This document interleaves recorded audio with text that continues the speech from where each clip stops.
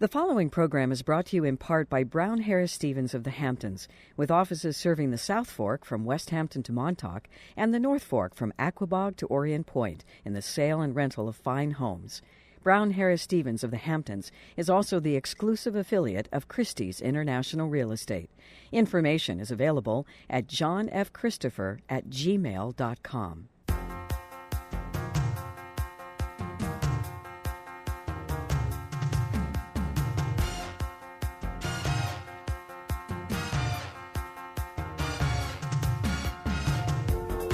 Real Life, the program that talks about the life of real estate in the Hamptons and the North Fork, the people, the places, and the things that are the pulse and heartbeat of life on the East End.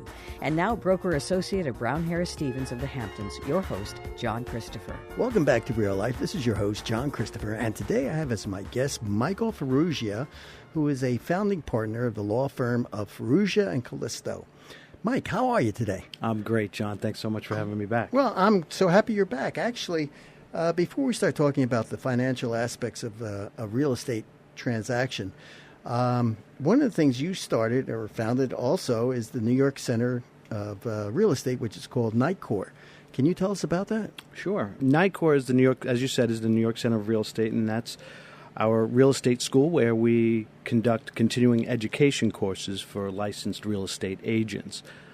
Real estate agents need to keep up with their continuing education credits, and that's what we help them do by bringing them real-world experience and practice tips to the classroom. Well, the thing that one class that I had taken, one of the courses you had offered was on TRID, which I found really informative. Great, thank you. And educational, so I appreciate that. So, okay, let's talk about the financial aspects of the real estate transaction. How do you address them in the contract of sale? Well, every real estate contract must address not only what the contract deposit will be that the purchaser is going to tender, but also whether or not the remaining balance is going to be financed. In doing so, what often happens is there's a confusion of a very loosely used term, the down payment. That's used very loosely and quite frankly, interchangeably sometimes with the contract deposit. The contract deposit, for clarification, is what the purchaser puts down on contract, that check that they put down to guarantee that they comply with the terms. And what percentage is that, by the way? It could be any percent. It is up for negotiation. The traditional amount is usually 10% on contract. Oh, so it can be negotiated. It absolutely can be negotiated. So it's not written in stone. There's no law. It's whatever the seller will be willing to accept. Okay. So under that scenario, if the purchaser puts down 10% on contract, that may not be their down payment amount. Under a traditional deal, again, it's traditionally 10% on contract and then another 10% at closing, leaving 80% to be financed. So while the quote-unquote down payment amount would be a total of 20%, it would only be a 10% check cut upon contract signing. Okay. So why is it important to address this, the balance of the purchase price that's being financed? It's extremely important if it is a requirement for the purchaser. In other words, if a purchaser does require traditional financing, mortgage financing, to complete the purchase of the price, it's imperative for them to incorporate what's called a mortgage contingency clause within the contract of sale. And what that clause does is it basically is a disclosure that the purchaser's obligations to purchase this home is contingent upon their ability to procure financing.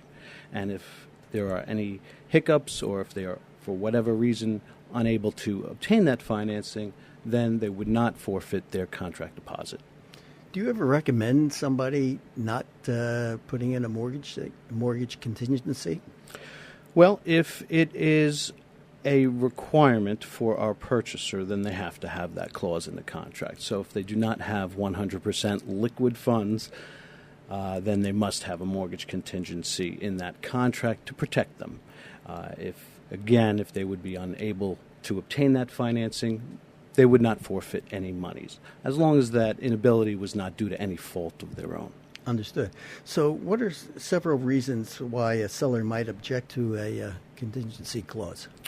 Well, plainly, it creates an unknown. the purchaser has a potential out if they are, for whatever reason, unable to get their financing. And if they avail themselves of that out, that would then in turn translate to a loss of marketing time for that seller. And if you're in a very seasonal area, as we are out here in the East End, that marketing time could be very, very valuable. In addition to that, by incorporating a mortgage contingency clause, that in turn requires satisfactory appraisal by the lender. And all these things also take time, so to have mortgage financing incorporated into a transaction does draw out the timeline substantially. So you're saying basically cash is king? Cash is always king. But that's not to say that mortgage contingencies are not uncommon. Now, that's interesting that you say about with the appraisal. What happens, and I'm sure this has happened to you, or you've been involved in transactions where the appraisal comes in below the number to make the transaction happen? Just because an appraisal comes in short of the purchase price does not necessarily mean that the mortgage amount applied for by the purchaser would be denied. Each transaction is a universe in and of themselves. It all depends on the loan-to-value ratio, how much wiggle room the lender has to play with. But short appraisals do pose a potential problem to the lenders most of the time. Right. We talked earlier about TRID because the new regulations are that if everything is not dotted and the T's are not crossed, it goes right back to the beginning for the purchaser dealing with the bank. So how would that affect purchaser if the appraisal came in? Would it all of a sudden just change the time frame for the closing? It may or may not have any effect whatsoever. It all depends on the deficiency and the shortfall. Again, you have to look at these as a case by case, and if the mortgage applied for was only a 50% mortgage and the appraisal came in 5% short, it is probably not going to affect the lender's ability or willingness to lend. But if the purchaser was applying for 80% financing and it came in 10% short, that certainly would. So let's talk about the difference between an all-cash offer or versus a non-contingent offer. Sure. The term all cash is also a very, very loosely used term in the industry. That there must be a distinction as to a true all-cash transaction, and that is where the purchaser has 100% of the purchase price, plus all of their closing costs in liquid funds of their own here to close. There's no financing involved.